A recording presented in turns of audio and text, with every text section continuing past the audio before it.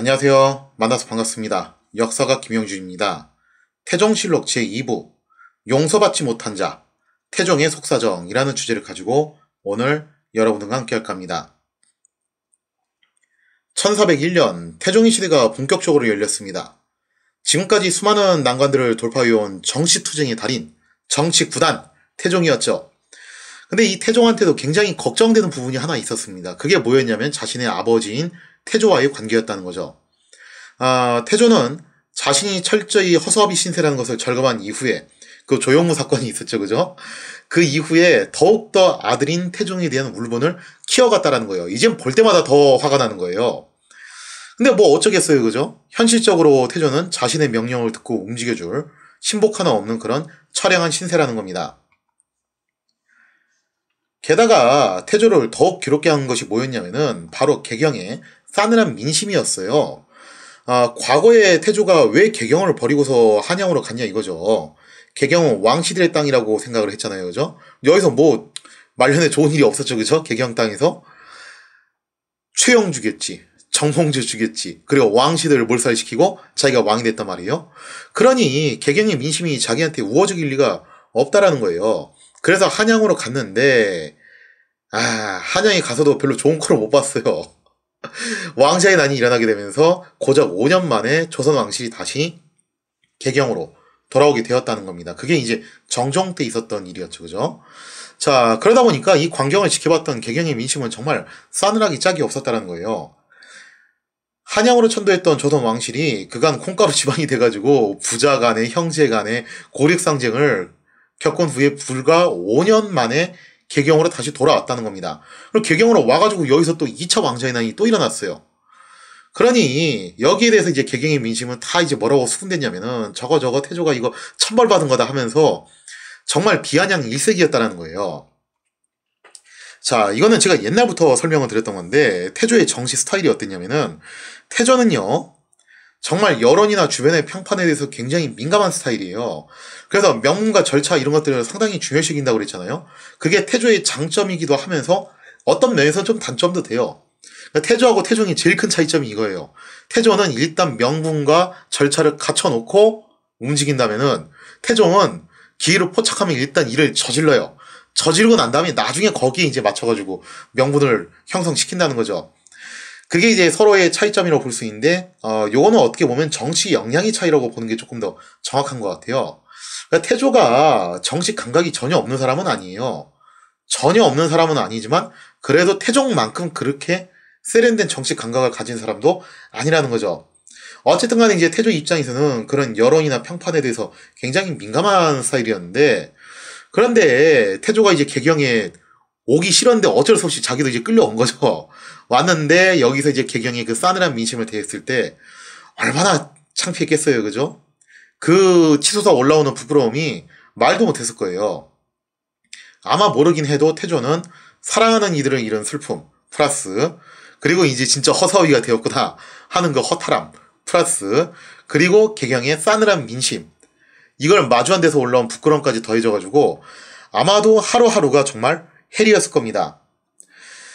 자, 그런데 참 세상 모를 일이에요.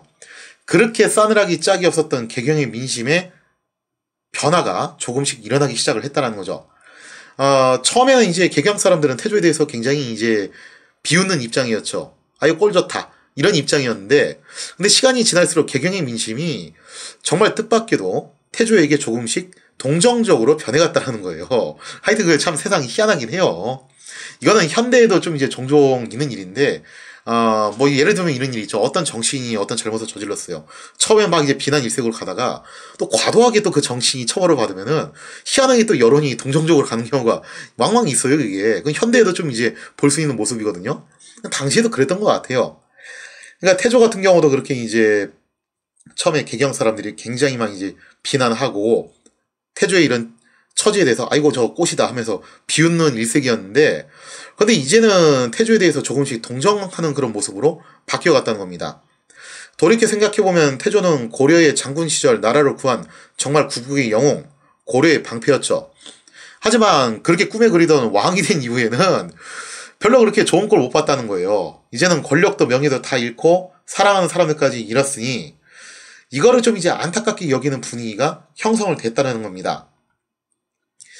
특히 이제 이 부분이 꽤 점수를 많이 땄는데 신덕강호 강씨의 딸이었던 경순공주. 경순공주는 사실상 강주로 출가를 해가지고 여성이 됩니다. 그래서 야사에서는 태조가 직접 출가하는 경순공주의 머리를 깎아주는 그런 이제 기록도 나와요. 그래서 이 장면을 용의 눈물에서 굉장히 묘사를 잘했었는데 아무튼 이런 이야기가 세간에 떠돌게 되면서 개경 사람들은 조금씩 태조를 동정하게 됩니다. 특히 자식 가진 부모 입장에서는 태조의 심정을 이해를 하게 되는 거예요. 아유, 그래도 저 양반 보면 참 안 됐어. 기껏 왕이 돼가지고 뭐 좋은 걸 본 게 뭐 있나? 아들들끼리 서로 싸워. 자기 자식한테 쫓겨나. 그리고 사랑하는 와이프도 병으로 세상으로 떠났고, 그리고 아끼던 딸도 어쩔 수 없이 자기 손으로 머리 밀고 살리기 위해서 출가 보내고, 서희도 죽어. 그러니 이제 이 태조에 대해서 이런 부분들을 동정하는 여론이 생기기 시작했다는 거예요. 따지고 보면 태조는 지금 이름만 그럴싸한 태상왕이 되었지 사실상 뭐 거의 같은 연금 생활이나 다름없는 그런 신세잖아요. 그죠? 무엇보다도 태조를 그걸로 만든 것이 다름 아닌 태종이라는 점에 대해서 개경 사람들은 태조의 처지를 좀 나름 안타까워하기 시작했다는 겁니다. 경순공주가 출간 이야기를 실록에서는 이렇게 써 있어요. 태상왕이 경순궁주, 여기서 말하는 궁주는 왕가의 왕녀를 얘기를 하는 건데 사실 좀 고려틱한 용어예요. 조선 전기에는 궁주라는 표현을 많이 썼는데 후기로 가면은 궁주라는 표현을 좀 거의 안 쓰긴 해요. 태상왕이 경순궁주로 하여금 여성이 되게 하였는데 궁주는 이제의 아내였다. 이제도 사실 죽임을 당했죠. 왕제인한테. 머리를 깎을 때 임하여 현연히 눈물을 흘렸다. 여기서 이제 실록에서는 직접 태조가 깎아줬다는 얘기가 없는데 야사, 즉 연려실기술에 보면 이렇게 써 있습니다. 경순공주는 흥안군 이제에게 시집을 갔는데 방석의 난에, 근데 여기서 이제 방석의 난이라고 돼 있죠. 사실은 난을 일으킨 건 방석이 아니라 이방원인데 좀 눈치를 봐가지고 이제 방석의 난이라고 쓴 것 같아요. 이제가 또한 죽었으므로 태조가 친히 공주의 머리를 깎아주고 눈물을 흘렸다라고 이제 야사에 써있죠. 어쨌거나 이런 이야기들이 세간에 떠돌게 되면서 나름 좀 이제 개경 민심이 태조에게 동정적으로 변했다라는 것이 굉장히 중요한 변화라고 할 수 있겠죠. 자, 그런데 여기서 흥미로운 게 한 가지가 있습니다. 이렇게 태조에 대해서 동정적으로 생각하는 그런 분위기가 특히 태종이 왕이 된 후로는 더욱 격해졌다는 거예요. 사실 생각해보면은 조선 개국의 결정적인 역할을 한 것이 태종이었고 그 결정적인 역할이라는 게 다들 아시다시피 백주대로에서 정몽주를 격살한 것이었죠. 그러니 태종에 대한 개경의 민심 또한 결코 우호적일 수는 없다라는 거예요. 그러니까 사람들은 다 그렇게 수긍되는 거죠. 저거 옛날에 선주교에서 정몽주 대감 죽일 때부터 알아봤다 저거. 저 아주 독종 자식이 자기 형제들 죽이고 아버지 쫓아내고 그러면서 왕이 됐으니 어이구 쯧쯧 저런 천하에 부러운 막시무레스가 있나 하면서 이제 태종에 대해서 굉장히 이제 부정적인 인식이 많이 나왔다라는 거죠. 그래서 이게 어떻게 보면 여론이 역전이 되기 시작하는 거예요. 태조에 대해서는 점점 동정적인 인식이 생기는 거고 태종에 대해서는 정말 험악한 부정적인 여론이 형성이 된 건데 태종도 개경의 민심이 자신에 대해서 험악한 여론을 형성하자 상당히 당황하게 됩니다. 태조에게 있어서 한양은 별로 좋은 것이 아니었죠. 한양에서는 고륙상쟁이 일어났던 상당히 찜찜한 도시잖아요. 그래서 개경으로 환도를 강력하게 추진했던 것인데 그런데 태종이 기껏 돌아온 개경의 민심이 생각보다 자신에게 적대적이다라는 것에 대해서 놀라지 않을 수가 없었다는 거죠. 여기에 대해서 태종은요, 대소신료들을 모아놓고 정말 태종 특유의 연기 스타일을 보여주게 됩니다. 신료들을 모아놓고 막 닭똥 같은 눈물을 흘리면서 하소연을 하는 거예요. 나는 왕이 되고 싶었던 생각이 원래는 눈꼽만치도 없었다. 그런데 옛날에 정도전이 어린 세자를 키고서 나를 해치려고 하기 때문에 내가 약자로서 정말 어쩔 수 없이 내가 선수를 쳐서 살기 위해서 발버둥 쳤던 건데 그렇게 하다 보니까 어찌어찌 해가지고 왕이 된 거 아니냐. 그러니까 어쩌다 어른이 아니라 이거 어쩌다 왕이죠. 그죠? 나는 의도해서 왕이 된 게 아니라 어쩌다 왕이 된 거에 불과하다 하면서 막 그렇게 호소도 했다라는 거예요. 자, 이상의 내용을 사례를 통해서 살펴보면 이렇습니다. 임금이 근신들과 더불어 말하였다. 불똥이 팔뚝에 튀어 박히며 어느 누가 빨리 버리려고 하지 않겠는가. 무인년의 부왕의 병원이 위독할 때에 여러 간신들이 용사하여 우리 형제를 꺼리어 화기의 발생이 호흡 사이에 있었으니 그 형세가 어찌 불똥이 팔뚝에 튀어 박힌 것 같이 급할 뿐이었겠는가. 그러니까 이제 태종은 시정일관 이 얘기를 하는 거예요. 그때는 상황이 너무 급했고 나는 약자였다. 그래서 약자로서 강자가 나를 잡으려고 하기 때문에 정당 방위 차원에서 선수를 친 거다. 이 얘기를 하여튼 그냥 시정일관 일관성 있게 합니다. 자, 그래서 그 이해한 내용을 보면 이렇게 얘기를 해요. 처음에는 다만 살기를 구한 것뿐이지 어찌 감히 일호에 바라는 마음이 있었겠는가. 그러니까 내가 왕이 될 생각을 한 게 아니라 나는 진짜 살려고 발버둥 치기 위해서 그랬던 것 뿐이다라고 이야기를 하는 거죠. 이것으로 인하여 마침내 오늘에 이르렀는데 나의 본심이 아니었다. 실로 하늘의 도움에 힘입은 것이니 어찌 인력이 미칠 바이겠는가. 자, 그러면서 이제 자신은 억울하다라고 이제 하소연을 하는 거죠. 지금 안으로는 부왕이 책망을 받고 밖으로는 군의가 흉흉하니 어찌할 바를 알지 못하여 아침 일찍부터 밤늦게까지 공경하고 두려울 뿐이다 하면서 아주 그냥 탁동 같은 눈물을 흘리면서 하소연을 하는데 신하들이야 뭐 이제 이 말을 듣고서 넘어가줄 수 있죠. 뭐 대부분이 다 이제 태종의 공신들이고 설사 태종에 대해서 비판적인 시각을 가진 신하들도 그래도 왕이 저렇게 울면서 하소연을 하는데 왕이 눈물이라는 게 또 묘한 마력이 있잖아요. 또 어떻게 대놓고 뭐라고 하겠어요. 자, 그래서 언제든지 수도꼭지처럼 눈물을 쏟아낼 수 있는 태종. 예의 그 눈물 연기로 어찌어찌 신하들은 다독일 수 있었어요. 그런데 문제는 이거예요. 신하들이야 어떻게 할 수 있는데 궁궐 밖에 험악한 민심을 무마하는 것은 정말 역부족이었다는 거죠. 더군다나 조선은요. 충효를 중요시 여기는 성리학을 근간으로 하는 나라잖아요. 그죠? 그런데 임금님이 이런 불효 막심을 했으니 아니 도대체 백성들이 뭘 보고 배우냐 이거예요. 그러니까 임금부터가 불효하고 형제들 죽이고 그랬던 사람인데 백성들한테는 부모한테 효도해라. 형제간의 우위를 지켜라. 그 말이 씨알마리가 먹히냐 이거죠. 자, 결국 태종에게 있어서 답은 하나밖에 없습니다. 어떻게 해서든 부친한테 용서를 받아내는 것. 그것만이 유일한 해법이다라고 생각을 하게 되었다라는 거죠. 그런데 문제는요. 부친인 태조도 이러한 여론의 변화를 읽고 있었다는 점이었어요. 태조도 정치 감각이 전혀 없는 건 아니에요. 이 사람이 그래도 장군 출신으로 올라와서 그렇지 정치 짬밥을 먹은 지가 좀 됐잖아요. 그래서 태조는 그간 자신에게 비난 일색이었던 개경의 민심이 좀 동정적으로 바뀌고 있다. 그래서 자기에 대해서 가장 부정적인 생각을 갖고 있는 개경 여론이 이렇게 동정적으로 바뀌었다는 거는 전국적인 여론은 뭐 말할 것도 없다는 거죠. 그죠? 그거를 감지하자 갑자기 자신감이 생깁니다. 어깨도 이제 쫙 펴지는 거고 목소리도 이제 높아지는 거죠. 난세를 헤쳐오면서 한 국가의 개국주가 된다는 것은요. 거저 얻어지는 게 아니죠.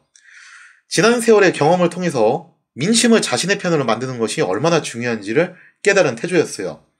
그래서 태조는 바로 그 민심을 이용해서 태종에게 반격을 가하기로 결정을 하게 됩니다. 자, 이때부터 태조는 소요산으로 금강산으로 오대산으로 쏘다니기 시작해요. 참 이게 어떻게 보면 장족의 발전이었던 게 원래 태조는 사실상 연금 생활을 했잖아요. 거기다가 자기 호의로 명목으로 감신들도 붙어 있었어요. 그런데 그랬던 태조가 이제는 소요산, 금강산, 오대산으로 마음대로 쏘다녀도 이거를 제지할 수가 없는 상황에 이르렀다는 거예요. 통제 불능의 상태에 빠진 거죠. 태종 입장에서는. 명목상 태조는 명산에 위치한 사찰들을 방문하는 것이라고 했는데 사실은요. 고의적으로 개경해서 멀어지려고 했다는 거예요. 이게 무슨 얘기냐면은 태조가 노렸던 게 바로 이거예요. 태조가 이렇게 계속 개경을 떠나서 소요산, 금강산, 오대산으로 돌아다님으로 인해서 백성들로 하여금 이런 생각을 갖게 했다는 거죠.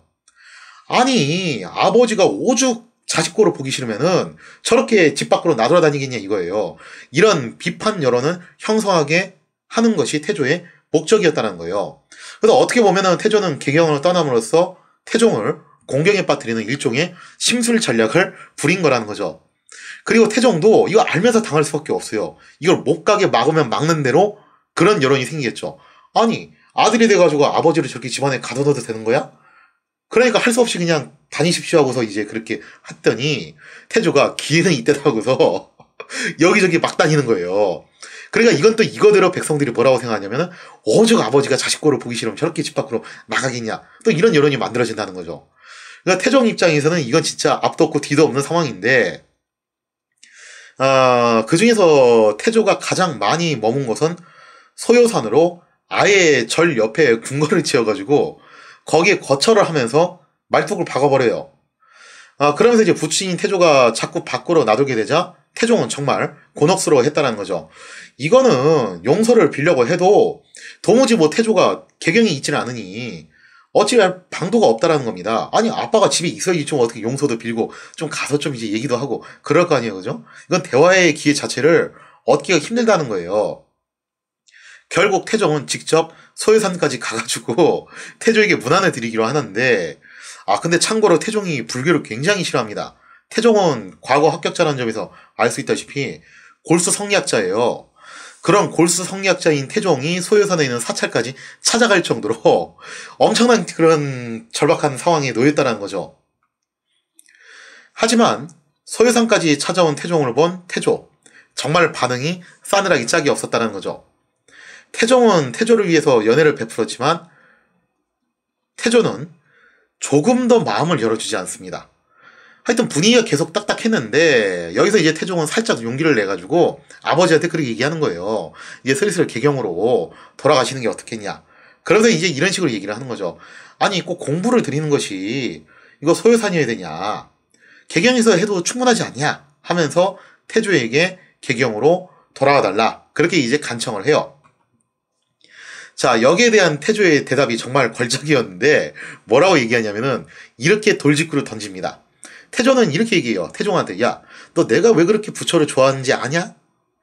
자, 그러면서 뭐라고 얘기를 하냐면은 내가 왜 이렇게 자꾸 저를 찾게 되냐면은 먼저 죽은 두 아들과 그리고 사위가 날마다 저승에서 자신을 찾으면서 부르짖기 때문에 내가 그것 때문에 이렇게 저를 찾아오는 것이다 이놈아 라고 얘기를 했다라는 거예요.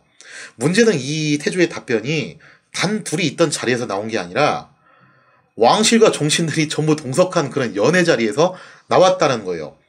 이것은 태조가 절대로 무슨 일이 있어도 자신의 아들을 용서할 수 없다는 것을 공개적으로 천명한 것이나 다름없었다는 겁니다.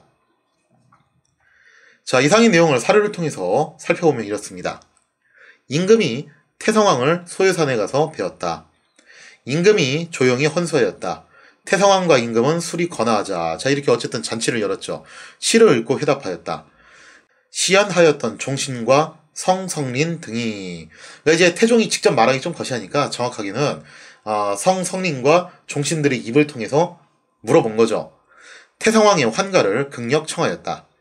또 사례기를 연불하고 불경을 읽음에 어찌 꼭 소요산이어야만 되겠습니까? 하니 태성왕이 말하기를 그대들의 뜻은 내가 이미 알고 있다. 너네가 뭘 말하는지 나 다 알고 있어.